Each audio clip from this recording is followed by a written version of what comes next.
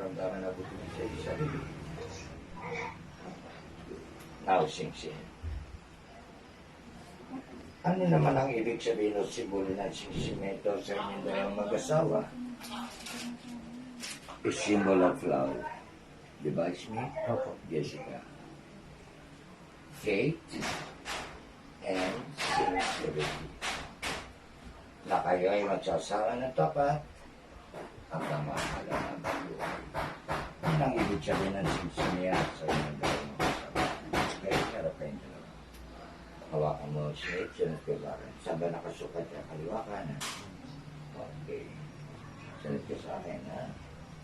Jessica, Jessica, tanggapin mo ang sing-sing na ito. tanggapin mo ang sising ito. Tanda ng aking pag-ibig Tanda ng aking pag-ibig at pagmamahal at pagmamahal sa'yo. sa iyo. Habang buhay. Habang buhay. Oo, tinatanggap ko. Okay, good. Okay. Sunod ko sa akin, ha?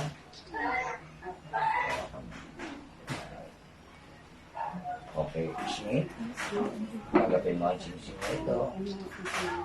Tanda ng aking pag-ibig at pagmamahal sa'yo. Habang buhay. Oo, tinatanggap ko. Opo, kaya kami.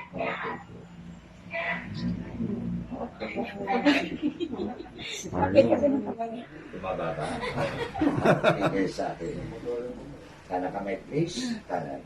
Kanan. And then, saan may kid?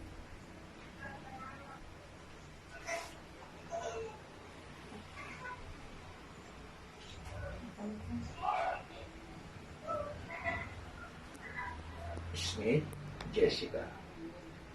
Yaman din lamang advokasyon ng pag-aasawa niyo na pili.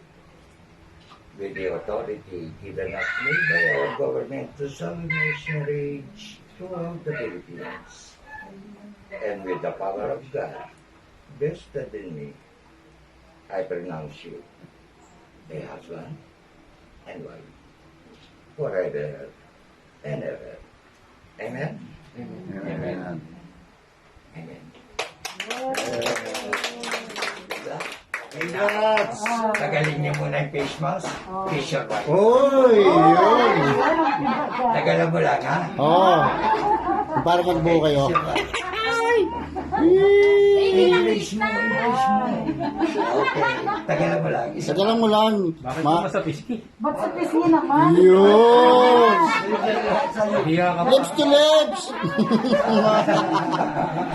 Okay, bless mo na sa mga hindi nakatapos. Hiya ka pa na hiya. Tumulit mo. Ano po? Pagkabi mo yan. God bless. Kasi ano?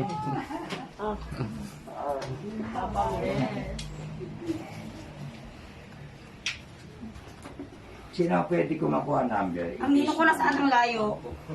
Uy, yan na. Zero na yun. Hindi na, hindi wala nang bless. Ayaw. Ayaw. Five, Dapat tayo. 5, 0. 4-7 and 4.